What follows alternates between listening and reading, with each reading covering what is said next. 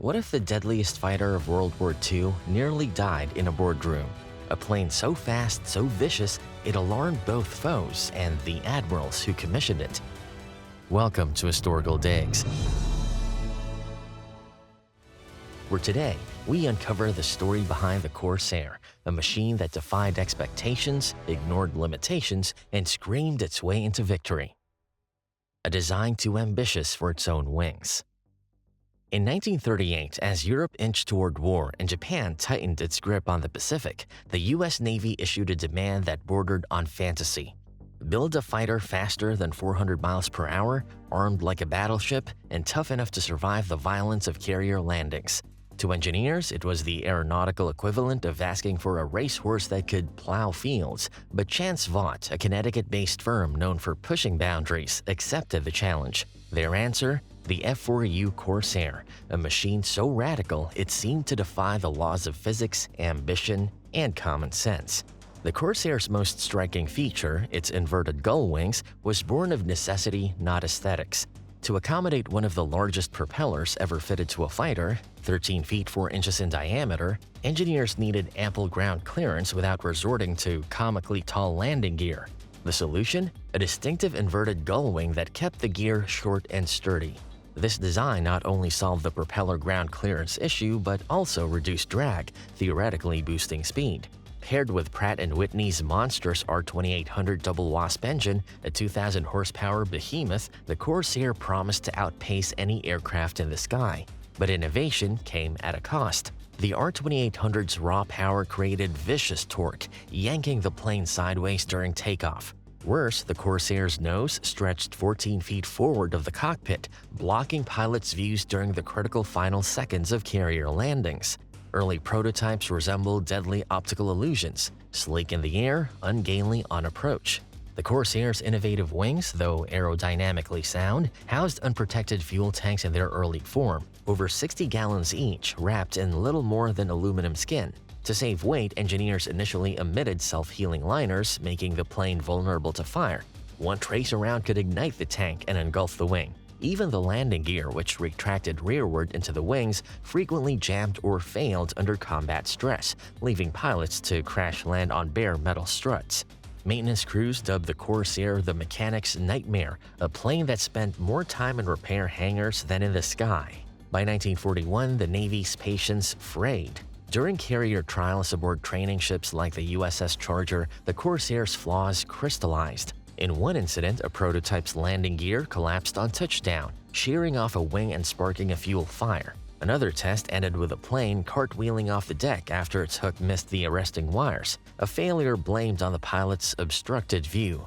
The Navy's verdict was brutal, unsuitable for carrier operations. Production contracts shifted to the slower but safer F-6F Hellcat, and the Corsair faced cancellation.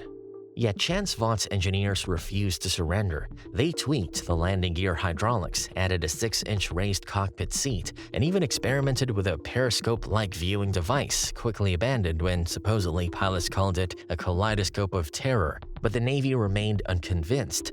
A 1942 Navy memo criticized the Corsair's safety record, stating it posed unacceptable risks for carrier operations. The Corsair's salvation lay in an unexpected truth.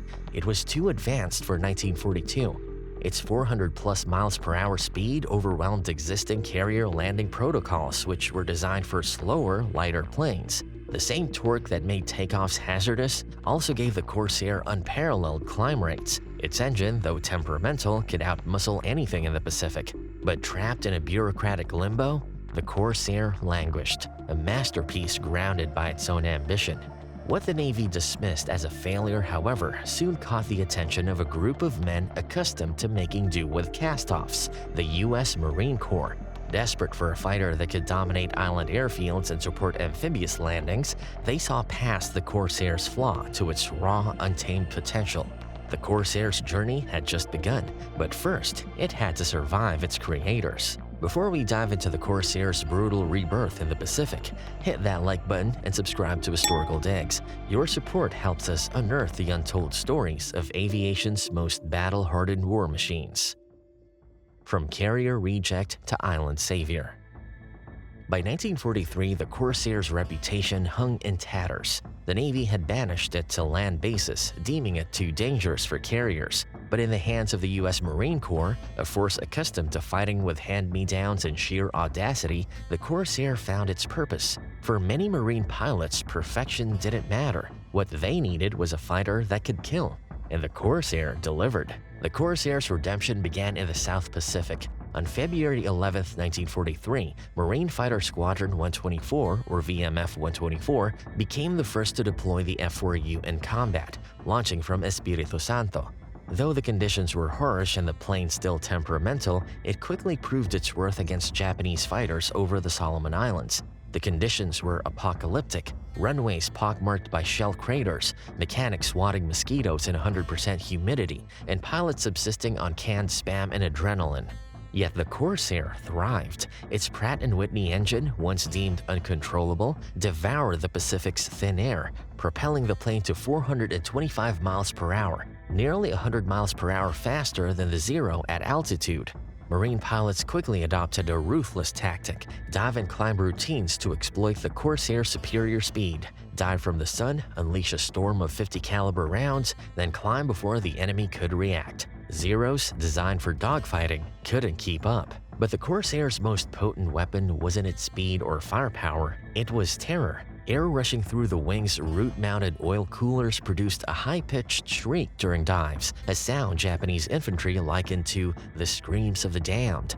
Troops scattered at its approach, abandoning anti-aircraft guns and diving into foxholes. According to interrogated POWs, some reportedly admitted they'd rather face 2 Hellcats than 1 Corsair, not because of its guns, but its voice. Marine Major Gregory Pappy Boyington, who scored 22 kills in a Corsair, later reflected that the Corsair's dive scream had a psychological edge no bullet could match. Yet the plane remained a fickle ally. Its stiff, narrow-track landing gear, designed for carriers, turned primitive island runways into obstacle courses. A slight crosswind could snap a wheel strut, sending the Corsair cartwheeling into palm trees. Mechanics improvised with salvaged parts, bamboo braces, and tropical timber, whatever kept the Corsair flying. One mechanic joked it had more rivets than a battleship, a gripe echoed across Pacific airstrips. Landing accidents claimed nearly as many Corsairs as enemy fire. At Bougainville, 1 week of torrential rain saw multiple Corsairs damaged or written off on slick coral runways. The Marines' answer? Adaptation. Ground crews welded steel plates to fuel tanks, reducing fire risks. Pilots developed carrier-style approaches, side-slipping to see the runway beneath the Corsair's nose.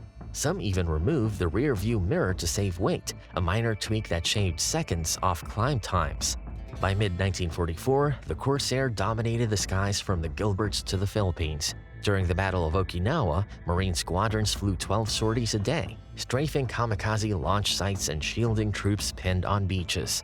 Ironically, the very flaws that made the Corsair unsuitable for carriers turned it into a fearsome ground attack platform. Its heavy frame withstood flak that would tear through lighter aircraft, while its payload capacity, up to 4,000 pounds of bombs or rockets, made it a flying artillery platform. At Peleliu, Marine Corsairs dropped napalm canisters into coral bunkers, torching defenders who had withstood naval bombardments. Marines praised the Corsair's precision, likening its attacks to flamethrowers from the sky. The Corsair's rebirth as the Angels of Okinawa was complete. Rejected by the Navy, refined by the Marines, it became a symbol of ingenuity, a machine that turned desperation into dominance. The high cost of being a hero.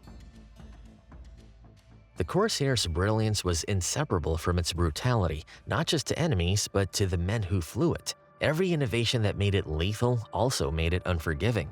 Engineers at Chance Vought had crafted a weapon optimized for war, not warriors. The result, a plane that demanded as much sacrifice from its pilots as it inflicted on its foes. Take the cockpit, a claustrophobic metal coffin designed for efficiency, not comfort. Pilots sat on a non-adjustable seat bolted directly to the fuel tank, their knees crammed against the instrument panel. The canopy opened just 18 inches, barely wide enough to squeeze through in an emergency. In a crash landing, the Corsair's long nose often crumpled backward, pinning pilots inside a tangle of steel. A 1943 study found Corsair pilots faced significant delays escaping crashes, with egress times averaging over 9 seconds under ideal conditions.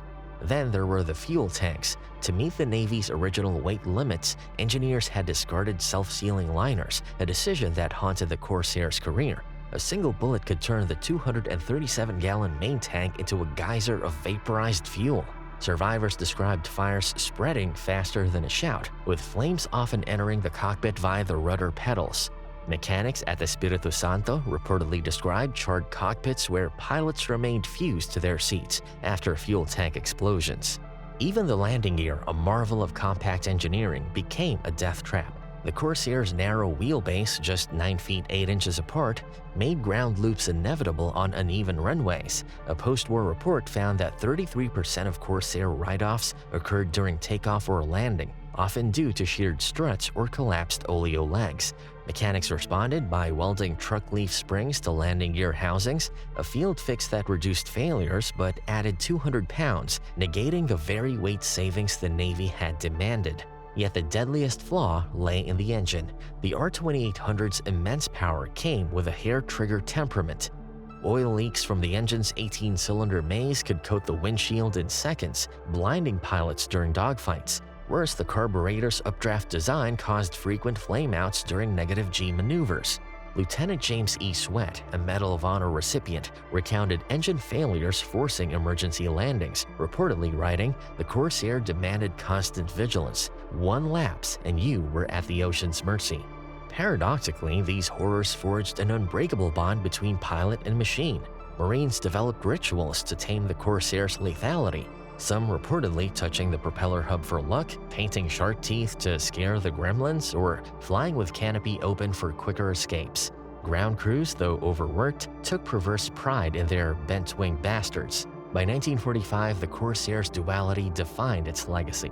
It claimed 11-to-1 kill ratio against Japanese aircraft, yet an estimated 30% of all Corsair losses occurred in non-combat situations. Each victory came stained with oil, sweat, and blood, but for the Marines, it was a fair trade. Pilots of the F4U Corsair often spoke of its challenging nature, describing each flight as a test of skill and nerve. Yet, despite, or perhaps because of, its demanding temperament, many wouldn't have chosen any other aircraft to face the formidable Zero. The Corsair's legacy is a paradox. A plane rejected by the institution that designed it, redeemed by the grit of those who flew it, and immortalized by the enemies who feared it. Was it a death trap? Undeniably. A war winner? Absolutely. So, what do you think? Did the Corsair's triumphs justify its flaws, or was its success pure luck? Let us know in the comments. If you enjoyed this dive into aviation's loudest underdog, don't forget to like, subscribe, and hit that bell to join us on the next historical dig. Until then, remember, history is full of hidden gems if you know where to dig.